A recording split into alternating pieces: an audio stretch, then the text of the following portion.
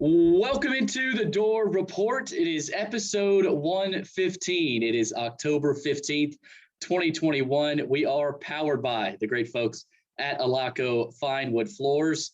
And Will, this should be pretty fun. We've got a lot to dive into, not necessarily the game coming up on Saturday, but we've got a piece of baseball news. We've got, of course, our three things to watch on Saturday, but you released a pretty decent article on Thursday night that turned some heads. So we'll touch on that. But Will, this will be a focus on the deeper issues with this team and where they're at. We've talked about where they're at. We know where they're at. But this episode is going to be mostly about the offensive issues we talked about and where, because these issues go deep. Okay, these are deep issues, deep rooted issues.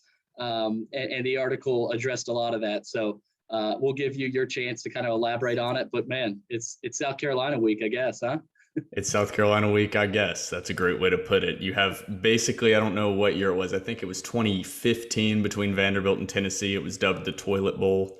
Just because it was clearly the 13th and 14th teams in the conference. And we have that this week with South Carolina and Vanderbilt. And Vanderbilt obviously has had their struggles against South Carolina in recent years. And you'll elaborate more on that when we do the deep dive, a little bit more preview into this actual game. But man, it is a matchup of bad offenses, and this is going to be quite the show on the field on Saturday. Yes, it is. We talk about not seeing a lot of defense. This could be a potentially low-scoring game with not this a ton could be of offense. this could be a defensive struggle, but I think I would classify that as an offensive struggle more than a defensive struggle. If you do see those low scores on the scoreboard there, this is an offensive struggle game, and with the best of them. So we will dive into it. We'll touch on Will's piece. Also, Will, Carter Hawkins, former Vandy boy, Tim Corbin's first ever baseball recruit. How about that? He has been named the Cubs general manager. Want to touch on that as well. We'll get to our three things to watch. And Chris Phillips from the Spurs Up Show joins the podcast later. Before we get to the South Carolina preview, don't forget to follow us on Twitter at Door_report and Instagram, Door.report. Like us on Facebook, subscribe to our YouTube channel. Our podcast is available on Anchor, iTunes, Spotify, and Google Podcasts. And while you're at it, give our podcast 5 stars and a review on iTunes. All right, let's get to the South Carolina preview. All right, 1 second. You'll have to edit this part out. I'm sorry. Right there, you said, and we're gonna touch on Will's piece, and that phraseology is incredible. That's what made me laugh so hard. All right, continue the podcast. I was wondering what you're laughing at, dude. It just it struck me as we'll touch on Will's piece, and I sat there for a second. I was like, Will, wait. I said, what do you mean by that, there, Billy? All right, we can get back into it now. I was just it took me 2 or 3 seconds to catch what you had said, and I was like, that sounded interesting. Yeah, that'll be great. That'll be good if we release the YouTube video of me just laughing in the background once I realize what you said. Yeah, we're releasing it.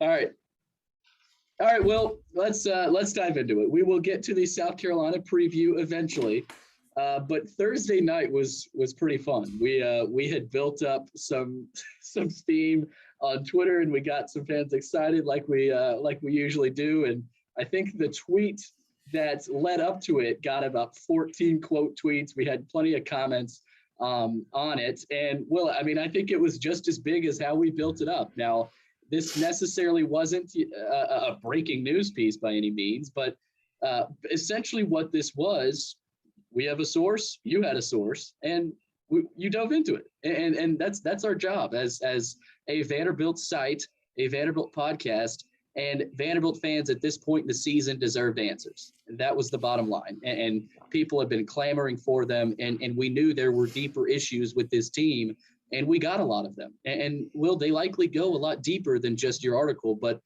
initially here, I think a lot of people were surprised, but I think there were a lot of people that were basically accepting the fact that, I'm not surprised all these things were true. So I'm going to give you the chance to kind of dive into it and because this was something that, like I said, was pretty controversial. But, then again, a lot of these things we're not surprised that they were true.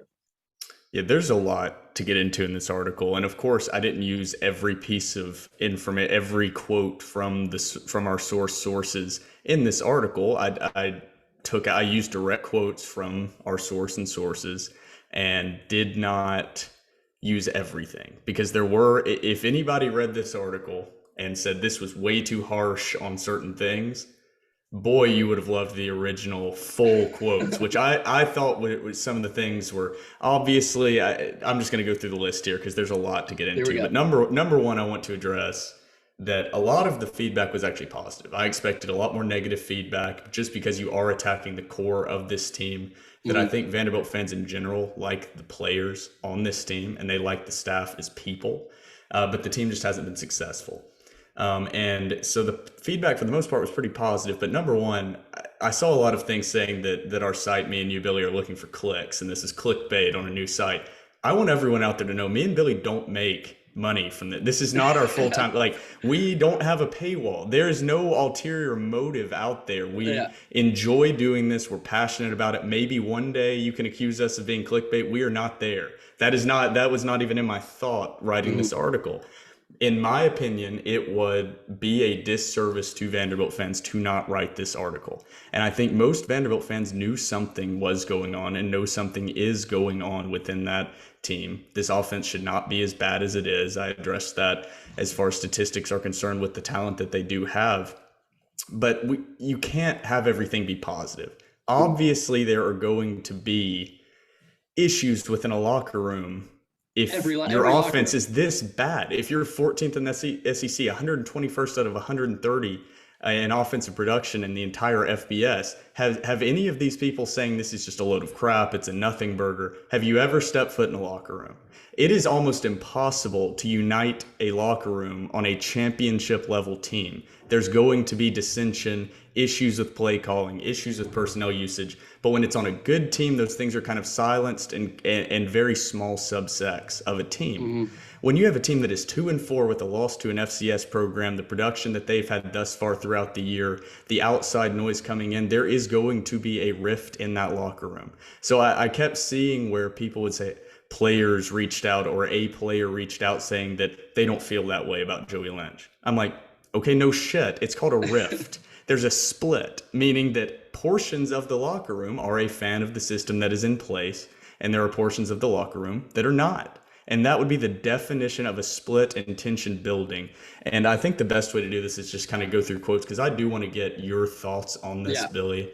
And I do want to say one thing. I trust our source and sources. I fully do. There's a reason that they are remaining anonymous, and we've not released those sources.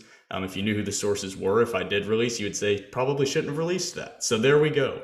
But there's always the possibility that even though we did our best to confirm all of this information, that this is a small subsect that has reached out and that we have been in communication with about this. That is a possibility. I don't believe that to be the case.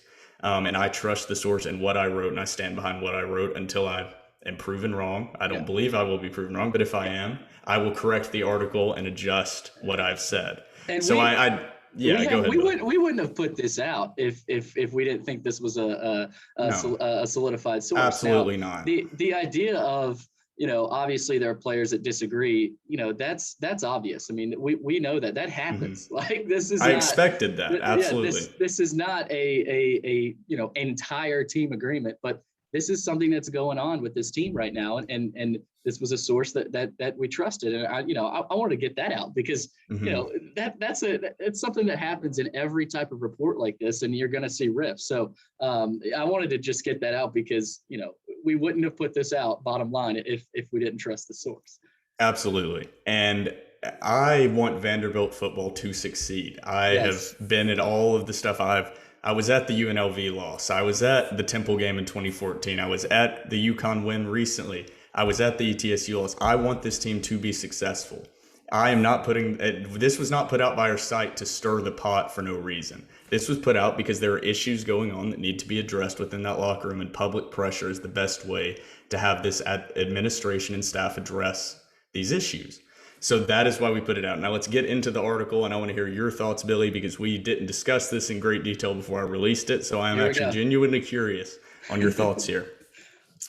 So I'll just go ahead and give the direct quote. The entire offense is upset with Lynch's play calling. They work on short mid-range passing game all week and seldom use it. Cam Johnson and Ben Bresnahan in particular. The O-line is upset with the new blocking scheme, and field coach Rossamundo had a much better plan, referring to the offensive line coach in 2020 that actually performed pretty well with the talent that he had on that roster.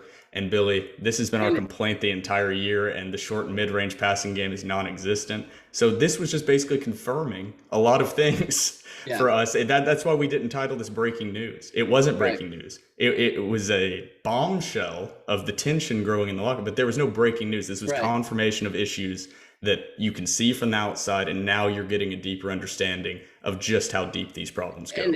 And with the offensive line, Will, I go back to Clark Lee. He retained Javon Hay. And Javon Hay was, if I'm not mistaken, one of the only coaches that were retained from the old staff. I could be completely wrong there, but Pete Rossamondo was a tremendous offensive line coach, and he was well respected not only in the SEC, across the nation.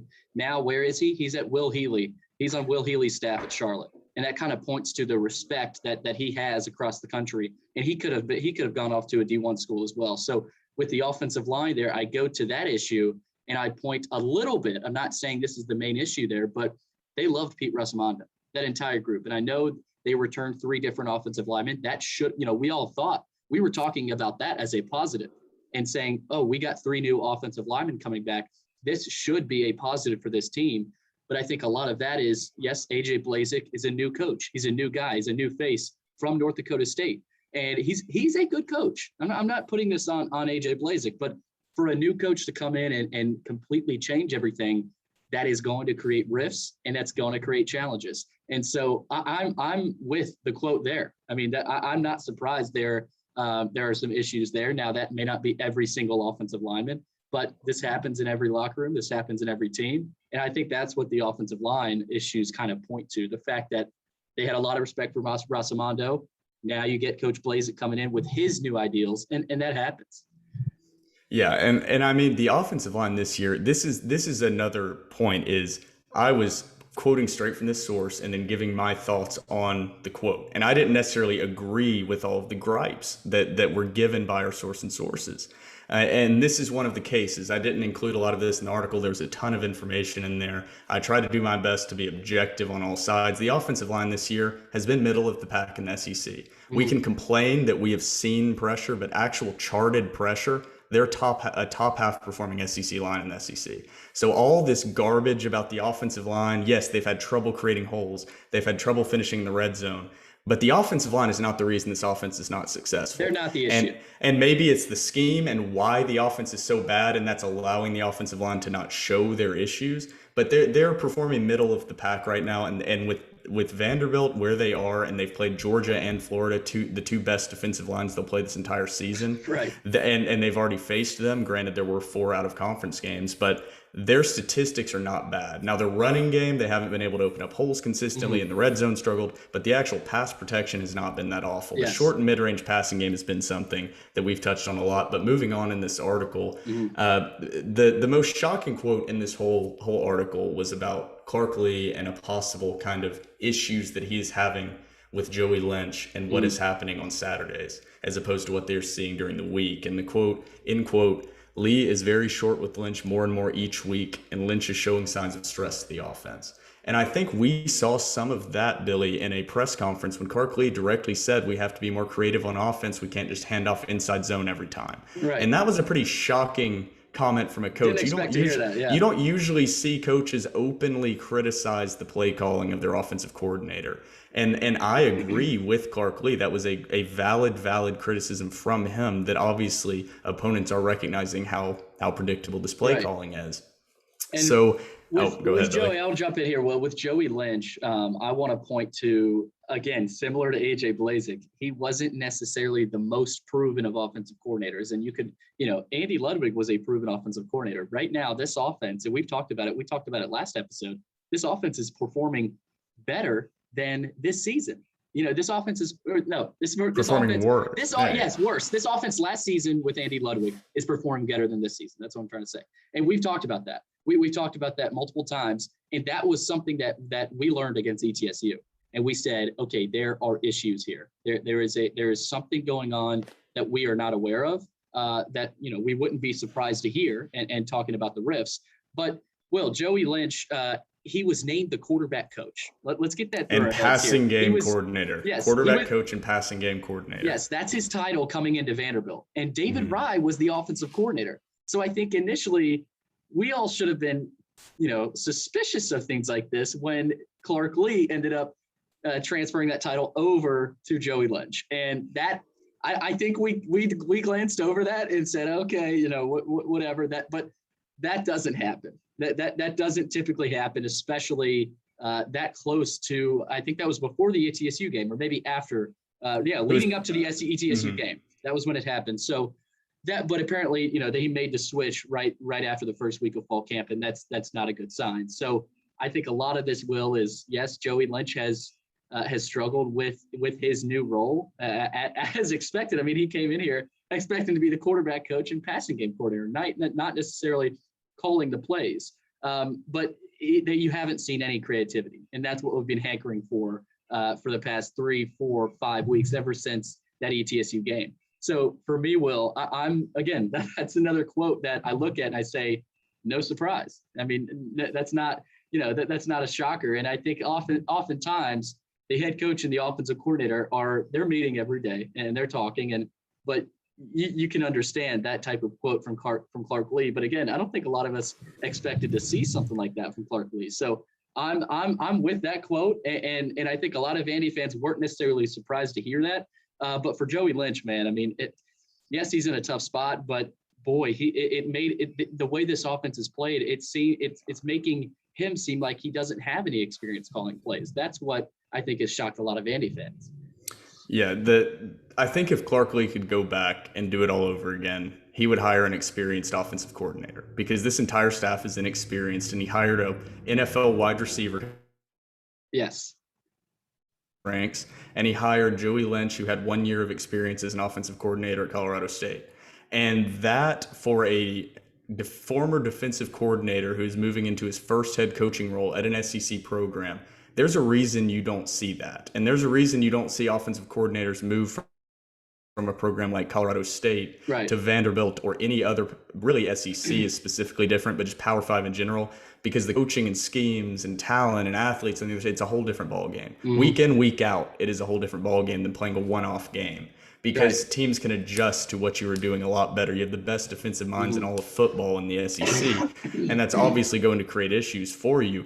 But I think we did just kind of glaze over that change, because I think they came in my mind, they were co-offensive coordinators to begin with. So when the play calling duties got handed from the, quote, official offensive coordinator to Which Joey you don't Lynch. See that very often either. No, that was offensive coordinator. Yeah, there was funky things going on with that from the beginning, Right, and obviously Clark Lee knows he's made a mistake, and I think I'm just afraid of the sunk cost fallacy in investments, where I've put this much money into a project. I've put $1 million into this project. It sucks. It's not doing anything, but I've already put $1 million into it, so I'm going to use that to calculate my return on this investment and whether or not I should keep pouring money into this. Or what you were supposed to do is not look at your previous investment, which in this case is this season, and at the end of the year just say it's time to start fresh and evaluate who I would hire if I was starting fresh right now. Yes. And there's a 0% chance Coach David Rye and Coach Joey Lynch are hired if it happens after this season. Yes. So and there's a lot of proven offensive coordinators out there that I think, we've talked about no one necessarily wanting the Vanderbilt offensive coordinator job, but there are guys out there that are proven, and even more proven than a guy like Joey Lynch and David Rye, that will take that job. And we talked about it last podcast, Will. This is going to be a defining stretch here for Clark Lee the next year or so to see if he goes out and finds an offensive coordinator and a proven one who can come in and take control of the offense, unlike two unproven guys, and a former NFL receivers coach and a guy that was at Colorado State for half a season. So yes, Clark Lee, that was a mistake, and he knows that. And so, it's going to be a big next year, and to see if there's a guy out there that'll come in and take the job and take control of that offense, and especially the quarterback room, which we'll be talking about as well. Yeah, I hope the offense comes out against South Carolina and just blows the barn doors off and is unstoppable and puts up 500 yards. And that's the I'm thing. Well, obviously the tension wasn't too bad. I didn't want any of this information. I felt obligated to share it, but I hate this narrative right now that is in my opinion, true that there's a split, because I like the idea of a united locker room, and Clark Lee was able to unite this already divided locker room. And that just, I think they've done a good job of shaping the outside perspective in that way. But clearly there are underlying issues. And I think we could talk about this for a long time, Billy, but I do want to get to a portion here about a portion of the article I really debated putting in, which was the quotes directly about Will Sheppard. Because me and you specifically do not like criticizing individual guys, individual players. Me and you specifically make a point to never say this guy sucks or this guy stinks. Because I always say there's a big difference between how I talk about professional athletes in the NFL and how I talk about college athletes. If I say Taylor Lewan, I don't believe this, but Taylor Lewan for the Tennessee Titans, he sucks. He's bad. I say he is, as a player, bad. When I'm discussing a player like Will Sheppard or Ben Bresnahan, I say they played poorly or they are playing bad, because they are not professional athletes. They're developing, they're growing. There's no telling how talented these and how much better 3-4 years. So those quotes I really debated putting in because I didn't want to create friction within that locker room. But once again, it's from a source and sources. I wanted to be objective and completely transparent as to what the information I was receiving. And I think people criticized me putting that in there. And I basically, you didn't read what I wrote if you think that was the point of this article. Yes. And what I liked about it, Will, go ahead. What I liked about it, Will, is the fact that under those quotes, you said, I've liked Will Sheppard. I've always liked Will Sheppard as a player. And I completely agree with you on that. And Will Sheppard is a guy that, yes, he has talent, but the issue here was the evaluation of him and how the coaching staff, they had their morals. That was the entire overarching point was this specific situation creating disruption in the locker room because they had a policy and they didn't stick to it. Yes, and this wasn't necessarily knocking Will Sheppard. This was more on the coaching staff and their handling of Will Sheppard and his evaluation, because they had their earn it policy. And apparently, according to this source, Vanderbilt bypassed that. Their coaching staff did, and we're pointing at Joey Lynch here. He wants Will Sheppard to get a lot of touches, and we're not necessarily opposed to that. But for Will Sheppard, he's got other guys around him. He's got Cam Johnson. He's got Chris Pierce. And again, I hate going at the guy, and I never would. We never do, like you said. But for Will Sheppard in this offense, his role has been talked about and has been controversial at times. Not saying he shouldn't get any touches, but you've got Cam Johnson, Ben Bresnahan, who have not gotten nearly enough touches, even Chris Pierce at times. And, you've seen Devin Body also get a lot of touches as well. So I think a lot of this revolves around the amount of touches that certain guys are getting and certain guys are not getting. And that's what we're pointing at here. This is not an attack against Will Sheppard himself. This is an attack on the offensive scheme and where it's going and where it might be headed. And that was all this was. So, Will, hopefully that's it. Again, this is a deep dive on it. I know you had a little bit on Cam Johnson here, and he's a guy that, we've talked about a lot. And I love the guy. He's a Nashville kid. He went to Brentwood Academy. He's done a lot for this university, but I'm speaking for a lot of people. I think we expected a similar type all SEC season potentially from this guy. I mean, he came in here as a senior, his fourth year in this offense. And I think a lot of people expected him to shine and to blow up. And when you don't see it, there's some questions to be asked, not about him personally, but about this staff and how they're using him. And that's what we're pointing to here, Will. So again, I want to give credit to you again on this piece. And I think you did a great job. And for people saying that, 2 weeks ago, Will, we had people tagging. We were sunshine pumpers 2 weeks ago, and now we're releasing stuff that's too negative and detrimental to the team. I don't know what I said. We are just giving objective opinions based on what we see, and I don't think people are used to that, specifically in Vanderbilt sports media. Because my complaint, why I joined this podcast, is that Vanderbilt media coverage, for the most part, is not in-depth and critical enough, and they don't talk about things like fans talk about things, and they don't discuss in depth the issues the same way that other SEC media, just in general covering a team, covers Vanderbilt is not the same as it is at even Mississippi State. I do want to go back and just say one thing about Sheppard, okay, because I had one more thing to say. Here we go. don't want this to come out as I don't think Shepard should be on the field. But it is abnormal to have an entire receiver group returning, okay, the exact same guys, and a guy comes in that was basically just not on the field the previous season and now leads the league in leads the team in targets. And you've replaced, there's only so many targets that can go around, and Cam Johnson's has been, unfortunately, the player kind of left out. He only has 30 targets, ranking 4th on the team. That is just the offensive system not getting him the ball. And the overarching point of this article was not about Will Shepard. It was not about Cam Johnson. It was not about Devin Body Jr. And if you read the entire article, you see that there were 2 points, which is the offense being too complicated. And that shows in Will Shepard not executing the routes properly, because if there's still miscommunication 6 games into the season, halfway through, that's not, everyone should know the offense and know their positions. And if they are not executing, running the wrong routes, it's on your offense, because these guys don't want to go out there and not execute plays. They want to succeed. He wants to put up numbers. And I hope he catches for 150 yards this Saturday. And B, the play calling by Lynch has, and this is the second point of this article, is Lynch's play calling has frustrated fans, the players, and Clark Lee.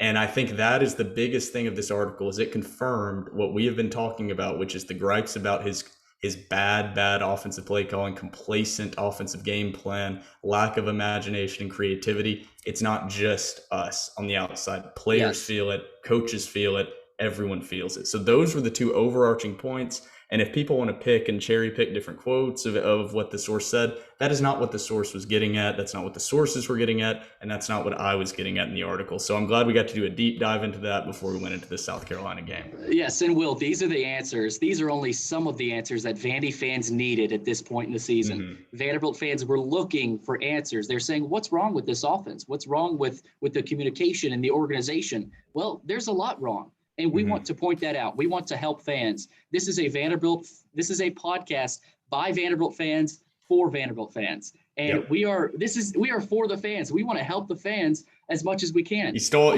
Barstool's by the common man for the common man. Yes, I kind of like it. By the Vanderbilt fans for the Vanderbilt. And also we love the university. And Vanderbilt fans are passionate. And I quote tweeted your piece, and I said, yes, there are issues with the offense, but this more revolves around Vanderbilt's passionate fan base and their eagerness to see Clark Lee succeed. I love seeing it. The negative, positive, whatever it is, if you're commenting that you hate what I wrote, or you're commenting you love what I wrote, or you hate what we tweeted, you love it. Either way, because love and hate are the 2 sides of the same coin. You can't have people that love it without people that hate it. That just means there's passion. There's a desire for this team to be successful. And we all want the same end result. I don't think that me and you, I don't think that there's any reason why we're not. Paul Kaharski gets accused a lot of times with the Titans of being negative just for the sake of being negative. I will never be negative just to come out and be negative. Now, I view things from a glass half empty perspective. You view them from a glass half full perspective. So obviously my takes are going to be a little bit more critical and more harsh. But I'm not just going to come on here and randomly create tension just to stir the pot for clicks. Because like I said, this is not our source of income. We are doing this because we are passionate about it. And we believe that Vanderbilt fans want something to cling on to where they can discuss the details of this team with a like-minded group of people and bring up talking points and discussion points. So there's no clickbait related to this article. No. I don't know if you saw the show on Netflix. This is not clickbait. This is nothing. This is nothing to that extent. But Will, again, credit to you. And if you haven't seen the piece, log on to our site, dorereport.com. It is up there. It's still up there. Dorereport.com. Dorereport.com. And Will, again, great job. And we'll continue to. That'll be kind of the focus. We'll go back to that article constantly throughout this season and throughout this episode as well. But we'll see. We'll see where this goes, and we'll see where this offense goes, Will. All right, let's get into the South Carolina preview now. But I do have one piece to hit on before we do that.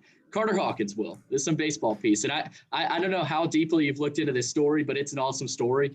And it's a feel-good Vandy baseball story. And I think it's one that a lot of Vandy fans needed at this point in the season, in the football season.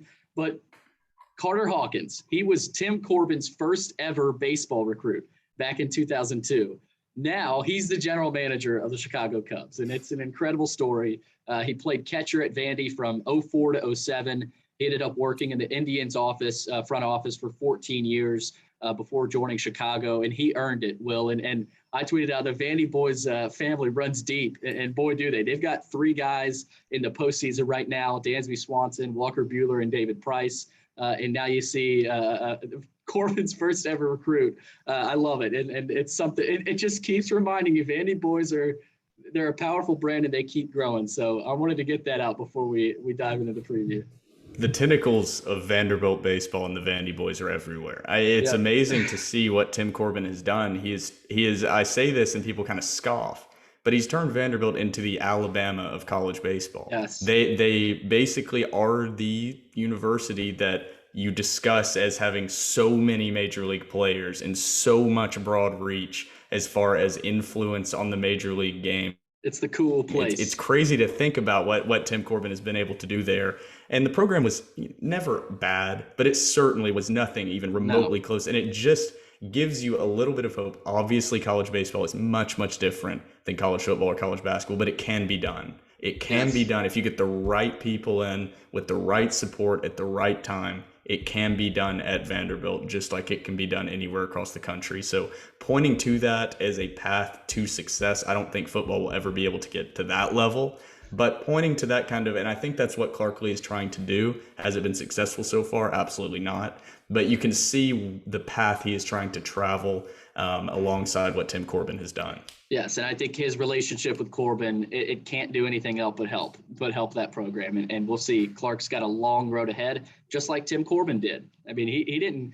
His first College World Series appearance was 2011. He started at Vandy in 2002. So, we never usually compare baseball and football, but that's the trajectory right now.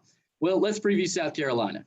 Vanderbilt travels to Columbia on Saturday, tomorrow. Vandy is 2-4. South Carolina is 3-3. The Gamecocks are 18-point favorites in this one. You can watch at 4 o'clock Eastern time at SEC Network. Vandy's coming off a 42-0 loss at Florida. And the Gamecocks are coming off a 45-20 beatdown at Tennessee. So both these teams, they're beat up. They've been through a lot, but you're going to see some passion. You're going to see some teams that are just hungry, and they'll do anything they can to get this win. Some notes here, Will, on the matchup. South Carolina leads the all-time series 26-4. The Gamecocks have won 12 straight over Vandy. And last year, South Carolina dominated Vanderbilt 41-0, and Kevin Harris, the running back, ran wild. Nearly 200 yards, 171 yards, 2 touchdowns. And, Will, interesting note here. I want to throw it back to, you could say, quote-unquote, the glory days, at least the beginning for Vandy football. Vanderbilt won in Columbia in 2007. That was the last time they won in Columbia. DJ Moore had 2 interceptions in that one. So that's kind of where we're at with the last time Vanderbilt beat South Carolina on the road.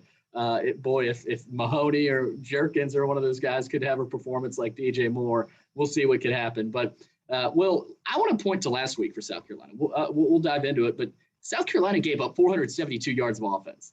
And this defense they're not in a great spot right now. But Tennessee's offense is up there with statistically one of the best in the country. But offensively for South Carolina, they put up 370 yards of their own. So there was a lot of points in that one, not a lot of defense. The Gamecocks had 153 rushing yards, but in this game, Will, I expect that number to increase with him going up against a Vanderbilt defense that has struggled at times with big chunk plays offensively in the run game. I talked about Kevin Harris. He dominated Vanderbilt last year, so it's tough to see how this defense can contain him. I'm not saying they can't. We know Clark Lee is going to put up the best game plan he can defensively against him. But I think this will come down to Luke Doty, Gamecock's quarterback, and how much he can get going in the passing game. So, Will, those are some of the notes. And this is this is the toilet bowl for this year in the SEC. And Missouri is down there as well. But from our perspective, I think we both agree upon these 2 teams are down there in the basement of the SEC, no doubt.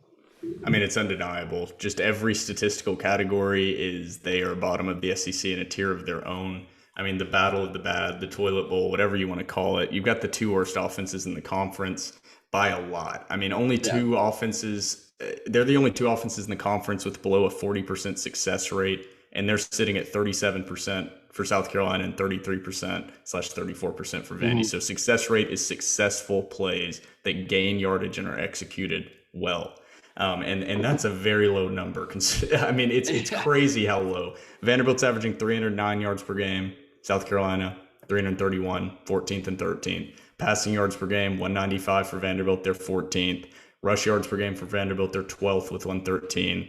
Yards per pass attempt, 4.7 for Vanderbilt, 14th. Next closest is Texas A&M with 6 yards per passing attempt, which is a big gap. Yards per run, they're sitting with 3.6, 14th in the SEC. Next closest is Mississippi State, who runs the Mike Leach pass-happy spread offense with 4.14 yards per rush attempt. So they're falling below a team that literally prides themselves on barely running the football.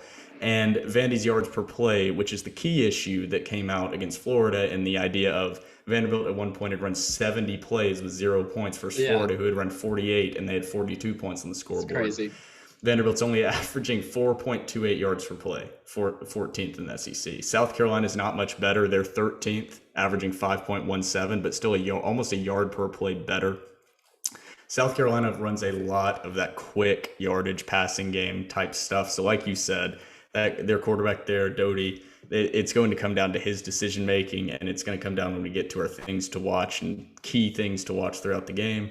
This Vanderbilt defense is going to have to step up. And South Carolina definitely showed that regardless of this being deemed the toilet bowl, this is probably Vanderbilt's best chance at an SEC victory for the first time since 2019? Yeah, that sounds about right. And Will, you could see some offense in this one. You could see a display of offense, and we'll see what both these teams come up with offensively. But Will, before we get to the 3 things to watch, South Carolina has had an interesting quarterback situation, just like Vanderbilt, and boy, are fans in for a treat on Saturday.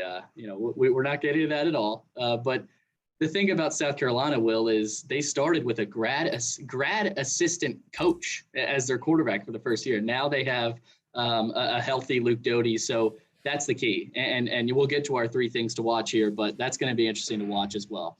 Well, let's get to it. 3 things to watch. I know I haven't even looked at yours. I think this is a better idea to do it. Not even, blindly going at it here. But I'm going to start with, can Vandy create takeaways? And they did against Florida. They did. Now, it didn't create the best field position, but Deshaun Jerkins and Elijah McAllister both had picks, their first career picks. And I think at the beginning of the season, we said for this team, if they can create some takeaways, this offense is good enough to carry them into the end zone after that. But you didn't see much of that, and we haven't seen much of that. So I think, Will, this defense last week, they did all they could to create momentum for this offense, but the offense couldn't cash in. So I think Vandy will, and this could be an idiotic take, but I think they have a legit shot to beat South Carolina if they can create takeaways. But not just takeaways.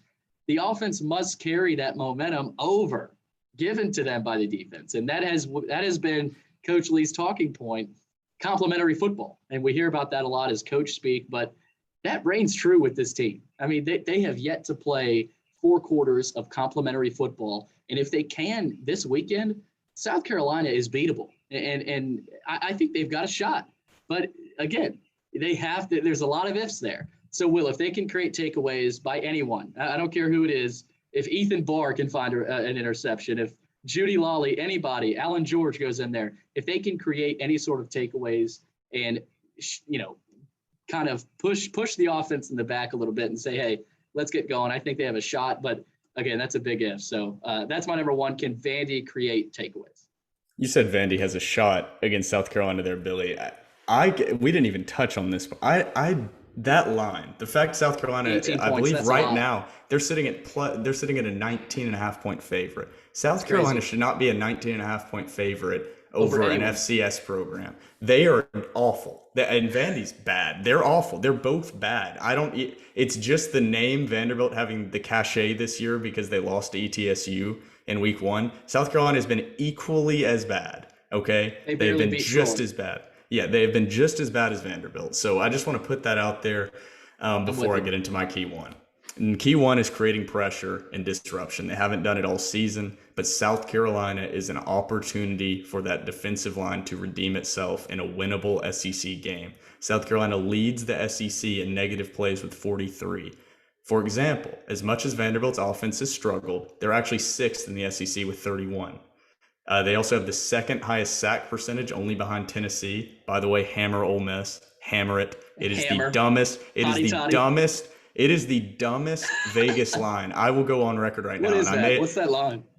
It is mine. At one point, it was -2.5 for Ole Miss. Ole Miss? Which Ole Miss is a That's 2.5 point favorite. Which Hammer I Ole mean, Miss. I have never in my life looked at a line. I was like 16 points off what I thought that line would be. So I don't know what Vegas is doing. I put Maybe a lot they of know money on something. that, Will. Oh, I have an unfortunate amount. I may have to come on and apologize to Tennessee fans, which I never want to have to do. But I'm saying hammer Ole Miss because I am as well. But they have the second highest sack percentage with 8.62% of plays.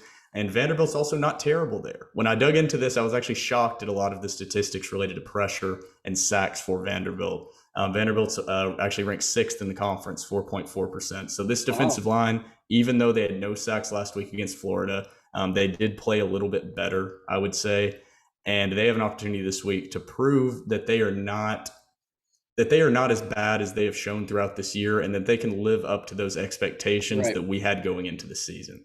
I'm with you, and again, if that D line can get a semblance of pressure, just like the takeaways, again, that pushes Vanderbilt to a closer shot of this game. So I'm with you there, Will. I'm going to go number 2 here with a guy that I thought it was hilarious on Twitter. We said Patrick Smith for Heisman, but the way he played, that if he can do that, that gives Vanderbilt another shot. So my question for number 2 is, can Patrick Smith create a spark once again? And he set a career high of 75 rushing yards at Florida. And in SEC play, Will, here's a stat for you, Mr. Stat. He ranks second among the league's freshmen in rushing yards per game at 44. Now, he hasn't had as many carries as a lot of those guys, but that's kind of an eye-popping number. And if he could keep that going, that'll give this offense some momentum. Obviously, South Carolina will be prepared for him due to what they saw on the Florida film. I mean, if Shane Beamer doesn't prepare for him, that'll be a huge mistake. But I'll be interested to see if he plays with the same type of juice and intensity that he brought in Gainesville. And well, there wasn't much room at all during most of those runs. We saw it. The fumbled snap, he ended up gaining 7-8 yards on that one, and he was creating his own momentum for the offense. And boy, do they need more people like that. If Vanderbilt can find a few more guys like Pat, and if he can run hard and create more opportunities, that'll open up some of the read option play calls. So I think he'll give Vandy a kickstart, and I think this offense will feed off of him just like they did against Florida. But again, that's also hindering on the O-line. But for Patrick, he doesn't need creases. He just runs it and give him the ball. So again, Patrick Smith is my second key. Yeah, I think I would have. That's definitely a key, and I thought about it. I actually did see that key of yours. I read yours. I cheated because we usually have pretty similar keys, so I had to make sure I wasn't just going to run down through the list. But my key was actually not Patrick Smith. It was to watch the split in the backfield, because what I saw on the depth chart is Rocco Griffin is still the starter and Patrick Smith is the backup. Yes. Which I don't necessarily agree with. I would rather see the explosive playmaking ability of Patrick Smith, especially this week against the South Carolina team that is, let's just say, they give up a lot of rushing yards. They gave up 250 yards rushing to. They got dominated by Tennessee. Yeah. It's not the passing game, which may be good for Vanderbilt, but it all comes down to the offensive line. And so for my key 2, it's not Patrick Smith, but it is explosive plays. Vanderbilt is dead last, and it's not close. Vanderbilt only has 32 explosive plays all year, and that is only second. Oh, it's actually now, what does that mean, explosive plays, when you say that? It would be explosive plays. I believe it's 15-plus yard plays. So plays that move the ball down the field an exceptional amount. Okay. So 15-plus yards, I believe, or 10-plus. I don't know exactly how it defines it, but it's a metric. It's a deep S&P metric stat. So they're at the bottom. They are at the bottom is basically what I'm saying in explosive plays. They have 32 on the year. Mississippi State has 30, but Mississippi State runs less plays than Vanderbilt, so they actually have a higher percentage of explosive plays.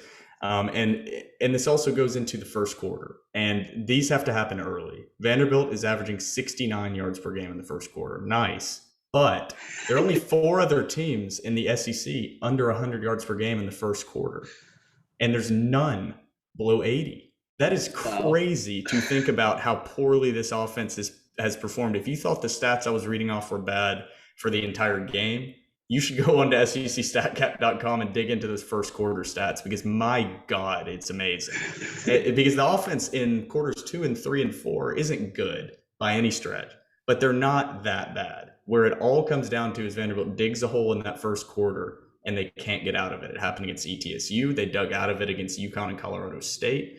But they of course aren't going to be able to do that against any SEC opponent. So South Carolina, even with how poorly they've performed this year, they have to start early, start successfully, and hopefully we can see an actual explosive play in that first quarter. I'd love to see the offensive script for South Carolina. I'd love to see. We'll never get our hands on one, but boy, it's going to be interesting to see how much they might shift offensively, especially with the obvious displeasure with Joey Lynch. So, and what the offense is doing. So let's roll in here. This has been a long segment one, but let's recap with our third key. And I'm going to start with the offense and finishing drives. And we talked about that against Florida, and it's obvious the reason they didn't score, they couldn't finish drives. They matched Florida in yards in the first half, over 200 yards. And if this offense sputters on drives again this weekend, they don't have a puncher's chance. They just don't. And the offense, they showed what they're capable of in the first half against Florida.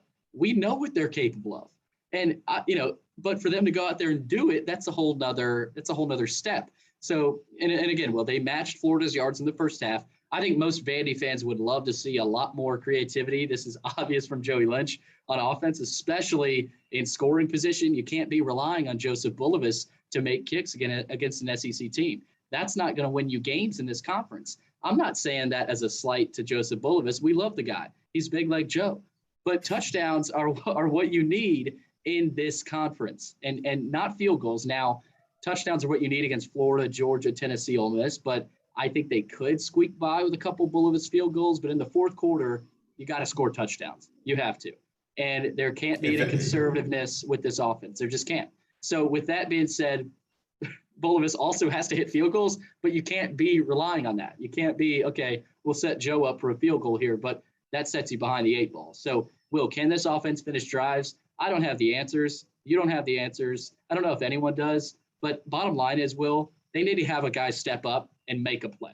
That's the bottom line. Go out there and make a play, and we'll see if they can. And if they can't, they're not going to beat South Carolina. I mean, to win this game against South Carolina, Vanderbilt's going to have to score their first SEC touchdown of the year. They are. If they don't score a touchdown against South Carolina is going to cover that insane spread if they don't score a single touchdown. So let's just put that out there right now. That's a pretty obvious fact. As I choke on my own spit right there. But my key number 3 is, as a whole, how is this team going to respond to everything? It's not just one thing. How is this team going to respond to what happened last week against Florida? There's a very key Vanderbilt player that will not be suiting up on Saturday. How will the team respond to that? The USA Today network predictions, every single one predicted a South Carolina win, even with South Carolina being 0-3 in conference. So there is a lot of outside noise. Obviously, our article, players see it. That's a lot of controversy, could create tension. There's outside noise on Twitter, social media. They put up 0 points against Florida. They kind of got screwed over. And then you create even more tension related to this stuff leaking out. And then you're also going to say that on the outside, everybody expects Vanderbilt to get dominated by the 13th out of 14 team in the SEC in South Carolina. And that has to be bulletin board material for them. I mean, there's no other way to put it. To unite a team, it's easiest to have a common enemy. Even if you don't get along, the enemy of my enemy is my friend. And so that is how this team has to look. Even at this point, they have to put aside their differences of this scheme, because you're not going to fire your offensive coordinator in the middle of the year. So make the best of it with what you have right now. Don't look forward to next season and come out and prove everyone wrong that you are good enough to beat an SEC opponent. We haven't seen it in a long time. We didn't see it last year. We haven't seen this group of guys win an SEC game yet. We just haven't. I look at the rosters as 2019 as a completely different team from 2020 because it was a ton of turnover. You lost. That was then 21 transfers. The Vaughn, Pinckney, and Lipscomb era was over after 2019 is kind of how I view it. And they haven't won a game. So what have you shown me lately? And I want to, and when we were about to get into predictions, I want to predict a win so badly, but what have you shown me lately, Billy? Exactly. And we've been, we've tried to be as positive we can on predictions, but that's what it comes down to. And what have you done for me lately? And Will, I'm excited for every game, but I'm really excited to see how this team responds and to see how they take this, whatever, losing to Florida and everything going on, take that and use that as a uniting factor. And you just touched on that, and we'll see. It's going to be really interesting. All right, well, let's predict this game. And this is it's hard predicting games, for this season. It's been hard. It was hard last year, but I think the bottom line is I haven't seen this offense perform. Like, you just haven't. So I picked South Carolina 28, Vanderbilt 10. The scoring outputs of these SEC teams have been just decreasing. I guess that's good news. You lost to Georgia 62-0. You lost to Florida 42-0. I don't think South Carolina puts up the amount of points that Florida did. I think they put up 4 touchdowns. I think they score on Vanderbilt's defense. But Will, also, South Carolina is pissed off. Again, Vanderbilt gets a pissed off opponent on the road. And I think Shane Beamer, he's going to have his guys ready to play. Shane Beamer cannot lose this game. Now, Clark Lee, if he loses this game, it's the excuse is, hey, we're still building. This is a work in progress. But for Shane Beamer and that fan base, they're not going to be happy with him. So there's a lot of pressure on him and his team. I think that could be a positive factor for Vandy, but we'll see. I think Kevin Harris is just going to be too much. I mean, he ran all over Vandy last season. I could also see a scenario where Vandy finds a way to keep it close. Now, I'm not going to go that way in my prediction, but with the state of this program, it's just hard to find any sort of victory. You could say the Florida game was a moral victory. It's really hard saying that. But especially against an SEC team, Will, it's hard to find a victory right now. Again, they return home to play Missouri next game. So we'll see. But I'm going to go South Carolina 28, Vandy 10. I think Vandy finds a way to score, which is tough even saying at this point. And I think Bulovis makes a field goal. But at this point, I think a lot of fans don't trust the offense. So I'm going to go South Carolina 28, Vandy 10. I have wrestled with this score prediction because I can see this being like a 7-3 final score. I legitimately can, just because of how bad these offenses are. I mean, they are dead last, 14th and 13th, and almost every single stat you can find, these offenses are dead last. Now, the defenses are also not very good, and that has been the struggle, is what's worse going into every game. And obviously in the UConn game, it seemed kind of a mix, but there were more points scored because we kind of said the same thing going in. What's worse? Mm-hmm. And in this situation, I just think what these defenses struggle with for the most part on both sides, South Carolina cannot stop the run. Statistically, all year, they're 12th in the conference. Right, they're worse than Vanderbilt at stopping the run. Mm-hmm. They are giving up 221 yards per game on the ground. And Vanderbilt, I think, is going to be able to come out and have success. And I think that offensive line, for the first time, you're going to see some holes opened up. And I think Vanderbilt's going to be able to score. But I also know that Vanderbilt struggles stopping the quick passing game, which is what South Carolina is going to want to come out and do. They're the worst in the SEC against the pass in that capacity. Mm-hmm. So I think that there will be a few more points scored than I was initially thinking once I dug in and actually watched some games and dug into the deep stats. So I'm going to go South Carolina 20. Vanderbilt South Carolina 27. There we go. Tie Vanderbilt game. 20. Yeah, tie game. And Vanderbilt 20. I think that this will end up being a game that Vanderbilt is just unable to close late, and South Carolina is able to pull away in that second half. And while 20, like I said last week, that the 42-13 prediction to Florida would actually be a closer game than that score shows. Yeah. I think you can expect between like a 7 and 14 point loss for Vanderbilt, but it's going to be a lot further away feeling than that. I think that they're not going to be able to get South Carolina off the field. I think Vanderbilt's going to try to run the ball a lot, and I think this game, the clock is going to get eaten up very, very quickly.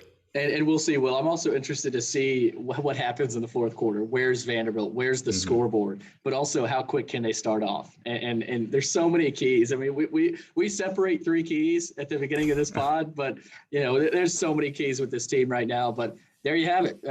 We've been kind of similar in predictions, but we'll see. We'll get an answer here on Saturday. Vanderbilt, South Carolina, again, 4:00 Eastern time. Set a reminder. SEC Network. Vanderbilt, South Carolina in Columbia. Well, there it is. But coming up, I've got an interview coming up with the founder of the Spurs Up Show. He's got a great show there. They've got nearly 16,000 followers on Twitter. Chris Phillips is his name. He's the host of that show. We've got Chris Phillips coming up from the Spurs Up Show here on the Door Report, powered by Alaco Fine Wood Floors. Welcome back into the Door Report. I'm Billy Derrick, and I'm now happy to be joined by Chris Phillips. He is the founder, host, and he's the Spurs Up Show. He runs that over in Columbia, South Carolina. Does a great job. He's got over 15,000 followers on Twitter, so they're doing a great job up there, and they are the premier site for South Carolina athletics. And we're looking forward to this matchup on Saturday. Chris, thanks for coming on, man. Yeah, I appreciate you having me on, man. Really looking forward to it. And a pair of teams looking for their first SEC win of the season. So, it's going to be a fun one. But, no, love what you guys are doing as well. And I appreciate the kind words. And thanks so much for having me. Like I said, looking forward to chatting. Yeah, let's start here, Chris. Obviously last weekend there were probably some fans from the South Carolina side really curious to see how they would play against Tennessee because, Tennessee, you saw them basically manhandle Missouri, and Coach Beamer's club heading into that one last week, I think treated it as a good opportunity, and they didn't let down the second half. They ended up making it a little bit respectable. But how surprised were you by South Carolina showing in Knoxville? Well, as someone that picked South Carolina to win the football game, I was a little bit surprised. My thought process going in that game was either South Carolina is going to win or it's going to go down 28-0. I was very surprised to see them fall down so quickly, so early. There's no way that Tennessee plays that well again back-to-back weeks. Man, they were sharp as ever. And obviously South Carolina has deficiencies. They have holes. They have areas on their roster they need to fix. Some questionable play calling on the goal line, of course, which we spent basically all week talking about that. But, I think to see South Carolina lose, was that surprising? Not necessarily, just because you were a 10.5-point underdog. I mean, the Gamecocks, it would have been an upset. And I talked about going in that game. Who was the game more important for? Was it more important for Shane Beamer or Josh Heupel? And I think actually it was Heupel. No question. Being a home favorite and double-digit home favorite, if Tennessee would have lost that game, it would have been detrimental for Heupel. And obviously that Tennessee fan base, they would not handle a double-digit favorite loss at home very well. No. So the Gamecocks right now sit at 3-3, and they're kind of right where I think most people expected them to be. I mean, I had them at 4-2 in the preseason. 3-3 does feel about right, though. A football team that's just really struggling up front to run the football, and obviously offensive errors after error after error. But, to lose the game, I don't think that's the surprising part, but it's the fashion in which you lost, being down 28-0 at the end of the first quarter and 38-7 at halftime. So obviously, again, the Gamecocks are a hurt bunch right now, and they're licking their wounds this week and obviously looking for a big win. And Shane Beamer's first SEC win this Saturday. Yeah, not only will I think we learned a lot about South Carolina this weekend, but we'll learn a lot about Tennessee this weekend as well. And we're big matched up against Ole Miss. Yeah, huge game. Yeah, we're starting to learn a lot about the SEC East. It's good. It's been as weird a year in the conference as ever. But I want to go to Clark Lee and Shane Beamer. We don't know how close they may be, but it seems like the way Shane Beamer has talked about Clark Lee, they go back a ways. And in his presser this week, he said his stamp on that program is very evident. The length that they have on their defense and their size will be a problem for us. So would you say, Chris, that both Shane and Clark are going through similar difficulties right now with their programs? And obviously South Carolina, I would say, is a couple steps ahead of Vanderbilt right now, but kind of the state of the programs and looking at these two teams, especially with how badly they both need this win, how would you compare kind of their trajectories and what they're working with?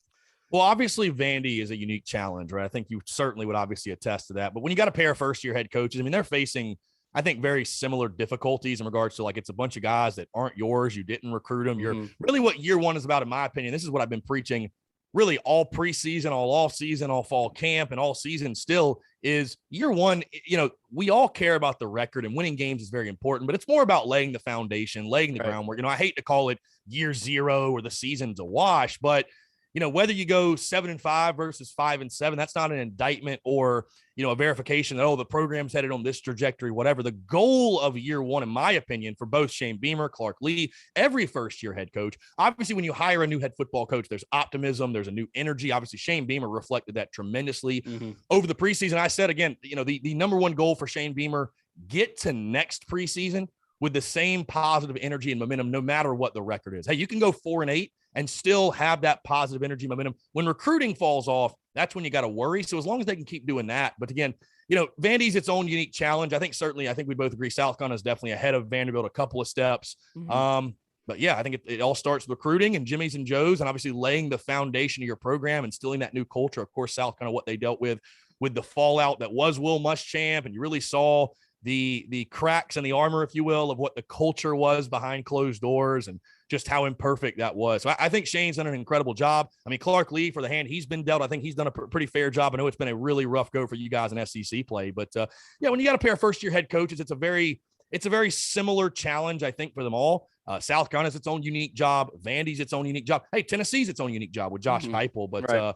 Yeah, again, this is a game both very much so need to win. I guess both coaches looking for their first ever SEC win as a head coach. Yep. And I will say this. I mean, I think Vanderbilt, I haven't looked at the entire schedule, but this is probably as winnable an SEC game that Vandy's going to have this season. I mean, I don't think Vanderbilt's going to go out here and beat the Kentuckys and the LSUs and the Bamas and whoever else. Obviously, they've already played Georgia and Florida, but this is and the Tennessees, of course. So this is as winnable game as Vandy's going to have, and I think you'll see a very desperate Vanderbilt team and a Vanderbilt team that understands that and knows that, and I think you'll see a desperate bunch of Gamecocks as well that's looking to really bounce back. But yeah, Clark Lee, Shane Beamer in that first year, both building their programs. It'll be really interesting to watch their trajectory over the next couple of years. Yeah, every situation is different. I mean, Mark Stoops said it best, and I don't know if you saw his interview last week on SEC Network, but he went to attend his first season at Kentucky, and now look at them where they're at right now. It takes time, and especially at these schools. As South Carolina has a lot more tradition than Vanderbilt, but Vanderbilt at this point in his trajectory, you got to you got to see some improvement. So yeah, I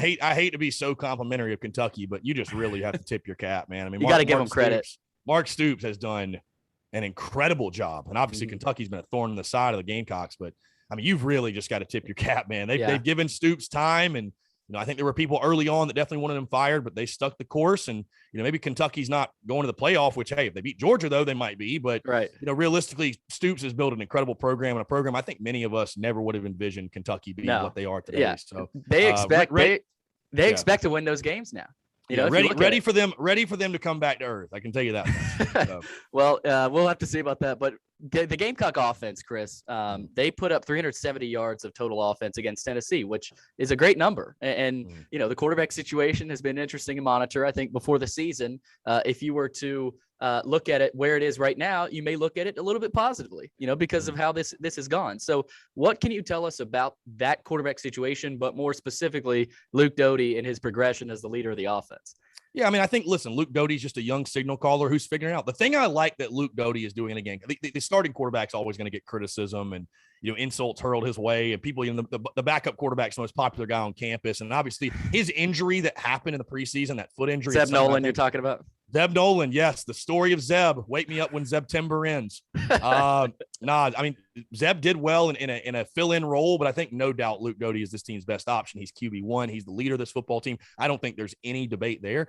But I think, all in all, I think Luke Doty as a young signal caller has done a pretty good job. The thing I like the most, he's taking care of the football. Luke Doty is not a guy that going into the season, you were thinking to yourself, we're going to ask this guy to throw it 40, 50 times and be this all-American player. And, he needs a team built around him. Obviously, he's got a skill set. He can throw the football. I think he throws it much better than people give him credit for. But, this offense has been a struggle. There's no questions asked. It's funny. I was talking about this on our live show yesterday that, the mood of the fan base, Billy, is very interesting because 3-3, the Gamecocks have won the games they're supposed to win and lost the ones they were supposed to lose. If you go by Vegas, right, which Vegas is right more often than not, it seems, right? But the mood of the fan base is sort of down in the dumps and a little bit more pessimistic than I would have expected. And I think a lot of it just simply comes from the lack of offensive output. If this was a team scoring 40 or 50 points per game, but it was still 3-3, I think the mood is much different. So the issues all start with the offensive line for South Carolina. A guy that I really like for Vandy that I think South Carolina's going to have to keep an eye on is Anthony. How do you say his last name? Anthony. So it's Anthony Orji. It's not necessarily Orji, okay. But it's a little softer J. Yeah, sorry for butchering Anthony's name on the podcast to drop today. Hey. I was like, I'm just going to read it as I see it. But no, he's a really good. Yeah, he's a really good player. And offensive line has been this team's problem. I preached all preseason the South Carolina needed to be a 70-30 run to pass team. And maybe that was a little aggressive, but when you look at last year, the SEC's leading returning rusher, Kevin Harris went off in that game in Nashville against the Vanderbilt defense. He did. Really his coming out party, I think, and the Gamecocks have just not been able to find any consistency on the ground, averaging less than 4 yards per carry. And I mean, hey, you had your best rushing day against an FBS opponent against Tennessee. You only had 153 yards. So, I mean, that's where it really starts. And when you boil it down to it, are there issues with play calling? Sure. And everybody wants to blame Marcus Satterfield and blame the offensive coordinator. And certainly he's not immune to the criticism because he's a first-year guy. He was sort of a flyer hire, if you will, and a Shane Beamer and a guy that, had never called a play, heck, even at the Power 5 level, much less the SEC level before the season. But I don't think it's one thing that's wrong with this offense, man. I tell you this, I think play calling could be better, but certainly personnel, just overall execution.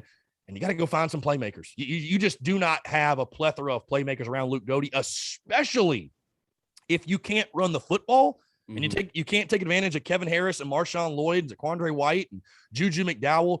You can't take advantage in that facet. South Carolina's been falling behind the sticks on first down way too much, and they get in third and longs, man. You can pretty much just wrap up the drive because it's not going anywhere. So running the football to me is probably the biggest key for South Carolina's second half. And listen, I think Luke Doty's played fine. If you were asking and expecting Luke Doty to be some all SEC guy and ask him to go out there and throw 30 touchdowns, I think you set very unrealistic expectations. So again, that's what I'll be looking forward against Vandy. Can they finally, is all hope lost for the offensive line, or can they finally get the line going Saturday against the Commodores? But again, a Vanderbilt football team that I think is averaging giving up 36 points per game. And I know there's been some inflated scores, if you will, but certainly Gamecock fans need to see progress from this offense on Saturday. So.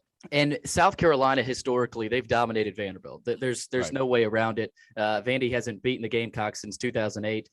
So, from a Vanderbilt fan's perspective, there's not a ton of confidence heading into this one. And South Carolina is an 18-point favorite. But for Clark Lee, it's also a huge moment. If he loses a close one, I think that he could still grab some confidence in this one. But with the history of this matchup, what is it about this matchup that South Carolina always finds a way to pull off a win? What is it? Yeah, it's funny, man. South Carolina going for 13 straight in the series. Yeah. And it's so funny, man, through the ups and downs of Gamecocks football. I mean, you think of what's happened in Columbia the last decade. I mean, we have seen the peaks, the all-time peaks, 11-win season, SEC championship game appearance, and we have seen the very bottom, 2-8, 4-8. Losing to the Citadel. I mean, the Gamecocks football has been all over the map, but death, taxes, and beating Vandy. That is the one thing that has remained consistent with this football team. And I don't know what it is. I mean, I don't know. You think of the coaches that Vandy had with James Franklin and some of the teams they put out there and some of the good players Vanderbilt's had. There were some close ones there, yeah. Right. There were some really close games. I think if you're a Vandy fan, you think to yourself, how have we not gotten these guys once in the last 12 years? And again, they've had some really good players come through, and South Carolina just always seems to find a way to beat the Vanderbilt Commodores. So will it be this year? I mean, you got to think at some point Vandy's going to beat South Carolina. It's going, nothing lasts bound forever, to happen. Right? I mean, how long, I guess, Florida had the, 30-year streak over Kentucky or whatever, but it's like, how long can that really go? Right. And I mean, what's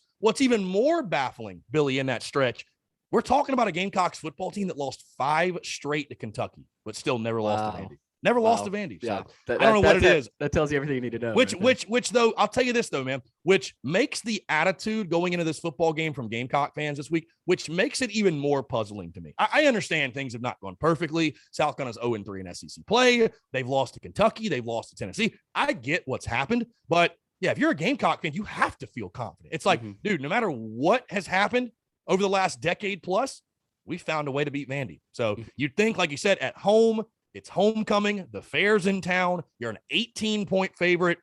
I think if you're a South Carolina fan, you should feel pretty damn confident if you ask me. But like you said, man, one of those years, Vandy is going to get South Carolina. Will it be this one? I know the folks in Garnet and Black are hoping not. Yeah, well, let's go to Vandy. And I know we've talked a lot about South Carolina, but when you throw the film in on Vandy, when Coach Beamer throws the film in, I know you touched a little bit, on the domination last season we saw from South Carolina in that one in Nashville. But what jumps out to you when you watch some of these Vandy highlights? Well, defensively, again, they're a tough bunch. I think under Clark Lee, obviously the work he did at Notre Dame, and he's going to have a certain style and tenacity about his defense. Again, Orji, I should say, Orji has been very good for Vandy, and there's some good players there. But again, I think you'd probably agree, offensively, defensively, special teams, Clark Lee's fighting a fight where he's a little bit undermanned. Bottom line, it's going to take time. It's going to take years to build up the roster and really get those SEC caliber athletes where they can realistically compete week in, week out, and start beating the South Carolinas and the Kentuckys and the Tennessees and kind of get back to just even what we saw Vandy in the early 2010s and late 2000s, if you will. But offensively, Ken Seals obviously has been a little bit turnover prone, 5 touchdowns, 7 interceptions. Got some really good wide receivers. I like Cam Johnson a lot. Those guys on the outside, I think, are really solid for Vandy. And the run game, for whatever reason, I think of good run game when I think of Vanderbilt. And I know it hasn't quite been there this year. Again, it's tough to judge Vandy because they're 2 SEC games were Georgia and Florida, right? And they lost by a combined score of 104-0. So it's like, how, where is Vandy that bad? I mean, is there any, I do think Vandy will get on the scoreboard in an SEC game this weekend. But, I think Clark Lee, for the hand he was dealt, is doing a good job in year 1. He's got a really tough physical team. Like I said, a little bit undermanned, basically all of the roster. He's going to need years to build that up. But again, I would not sleep on the Vanderbilt Commodores. I know it's an 18-point spread, and South Carolina certainly, in my opinion, should win the football game. But I think Vandy's that team. I would not be surprised to see them, come out of the gates one game this year and kind of surprise somebody and pull off a win maybe they weren't supposed to get. But Vandy will play South Carolina as hard as they can, and I think, for the lack of confidence that I'm sure Vandy has, I'm sure they have a lot of confidence as well, because it's like, man, we've played these guys close no matter what. We've played them very close. So, I think Vandy will come in under Clark Lee probably expecting to win, and it'll be up to the Gamecocks to nix any of those efforts. But no, tough physical team. I think Lee will do a good job, but he definitely needs time to build the roster. No doubt. And that was pretty damn good analysis for a South Carolina guy. That was impressive. I want to go to the atmosphere that you might expect Saturday. And, we've seen amazing atmospheres in South Carolina. And we all know about, Sandstorm and all that. But for a Vanderbilt game, historically, what is this type of atmosphere like? And what type of crowd environment do you expect to see? You mentioned affairs there, but Vanderbilt's coming into town. South Carolina, big favorite. What do you expect Saturday? Well, we'll be throwing our tailgate, so we'll be lit. That's for sure. Okay, you guys are going to be there. Oh, we every single week. Hey, win or lose, we booze, and when nobody's here, we drink beer. That's what we say. Hey, you guys come to Nashville next year. That's a road trip I've never made. I would love to do so. Yes, that will be in the plans for sure. But I'll be honest with you, and historically, the crowd has been pretty good, but I don't think it'll be a great crowd Saturday, man. I just think, unfortunately, schools all over the country, by the way, are struggling with attendance and getting butts in that. I just think with all of the opportunities to stream games and to watch every game and, gone are the days of pay-per-view and listening to the game on radios. There's just so many options. And also, hey, prices have gone up. To take a family of 4 to a football game, it's very expensive. And especially, I really felt for the Gamecocks last week that traveled to Knoxville. I mean, I was like, good Lord, I really feel for y'all. But, what will the crowd be like? I'm not going to say there's going to be 80,000 in the stadium. I don't think so. Again, it is homecoming. Another thing is they're honoring the South Carolina Hall of Fame class for this year that includes guys like Michael Roth, Connor Shaw, John Abraham, some Gamecock legends that they'll be honoring at halftime. So maybe that brings more people. But, realistically, man, I don't think it'll be a huge crowd. I don't know if you saw the Troy game, but I think a little bit more than that, but probably something similar. It was very scarce on the upper deck. But I don't know, man. I don't want to say the Gamecock fans got a little spoiled with Steve Spurrier, and because all we hear is the stories of 98, 99 and going 1-21 and 0-11. And we pack the stadium out every single week.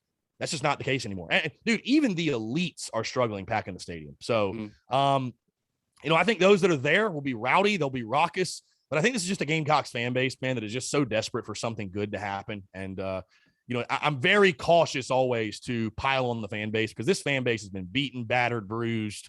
I mean, every sense of the word, certainly probably very similar to like Vandy fans. I was thinking about that before we went live. I was like, man, to do a Vandy podcast during football season, you're a brave soul, really. These fans have been through a lot, but I can't imagine I feel like this is kind of a therapy session for both fan bases. Yeah, seriously. So no, I do a daily live stream noon to 2, and that basically is just therapy. That's what it is. I joke with people, the mic is my therapist, you know what I mean? It's who I can rant and vent to, but no, those that are there will be loud. It's homecoming, the fair's in town. But realistically, man, I'll just be honest with you. I'm not expecting some sellout crowd or anything like that. I mean, I've got people reaching out to me. Hey, man, I got 5 tickets. I got 2 tickets. I got 6 Usually tickets. not a good sign. Just giving them away. That's not typically a good sign. So no, maybe I'll be surprised. Well, maybe you will. Well, I got one more here for you, Chris. The line is 18. We've talked about it, and they're playing at home. So you got to believe, South Carolina is coming in here with confidence. But what's your prediction? South Carolina, Vanderbilt, 4:00 Eastern time, SEC Network on Saturday. Yeah, listen, again, this is a Gamecocks football team that is so desperately looking for a win. You need to see some progression offensively. You saw some hope in the second half of the Tennessee game, running the football. Maybe, just maybe, Kevin Harris can get it going against a team, like I said, that he had so much success against last year. Your defense had a really rough game, in my opinion. I think Clayton White has done a phenomenal job this year. Gamecocks leading the SEC in takeaways with 14. You got Jalen Foster with 4 interceptions on the back end. They have 9 interceptions of the whole, which, dude, you look at the secondary last year compared to this year, totally night and day. The job Clayton White and Torian Gray and Jimmy Lindsey and all those defensive coaches have done has been incredible. I think the defense will have a bounce back day. I think Ken Seals, again, 5 touchdowns, 7 interceptions, has shown he is willing to put the ball in harm's way. And I think the Gamecocks defense will take advantage. Would not be surprised if it's close early. And again, I think Clark Lee's team will play really hard. And, there will be some very uncomfortable moments for South Carolina. But I think as long as the Gamecocks can just get out of their own way. Don't make stupid penalties. Don't make dumb mistakes. Don't turn the football over. If they can play a clean football game, I think they win. And I think the Gamecocks actually cover the 18-point spread. I'm going to lock it in 31-10. I think South Carolina will get the win. Again, I think that you could see a close game at halftime. The Gamecocks have got issues. They've got deficiencies. They've got imperfections. This may be their last win of the season, but they're not where Vandy is right now. And I say that as respectfully as possible. I think there are some good players on the roster, and I think Luke Doty will continue to be what Luke Doty is. And it's just all comes down to, can South Carolina run the football? Can they run the football? I think they'll run it as well as they have all season, especially against an FBS opponent. Are all 31 of the points offensive points? I have no idea, because again, the Gamecocks defense has shown that playmaking ability and that opportunistic nature to make things happen. But, South Carolina desperately needs a win. They desperately need their first SEC win. Shane Beamer needs it. The fan base needs it. The football team needs it. Everybody needs it. I think the Gamecocks will get it. 31-10 is the score I got. There it is from Chris Phillips. He is the founder of the Spurs Up Show on Twitter. I'm guessing that's Spurs Up Show, right, on Twitter, at Spurs Up. At the Spurs Up Show. Yeah, across Twitter, Facebook, Instagram. We're on TikTok. Wow. Everywhere. YouTube, everywhere you can think of. So you get the TikTok community looking. We're about to hit 10,000 on TikTok, man. That's crazy. Congrats, man. Maybe we'll have to jump on there with you. Yeah, dude, it's fun. It's I probably wouldn't have one if it wasn't for my business, but it is a good time. But yeah, we're also iTunes, Spotify, Stitcher, Google Podcasts, everywhere you find them. Also do a daily live stream, noon to 2, Facebook, YouTube, Twitter, Twitch. We take calls, all that good stuff. So there it is. Content bleeding out the eyeballs, my man. And like I said, best of luck to you guys this weekend. I'm expecting a good game, and we'll see what happens. Again, 2 programs of first-year coaches. We'll see what the trajectory is like over the next couple of years for sure. We'll book that Nashville trip. Hey, I'm dead ass serious. Let's do it. We'll stay in contact. And hey, thanks again for coming on, Chris. Appreciate you, my man. Thank you.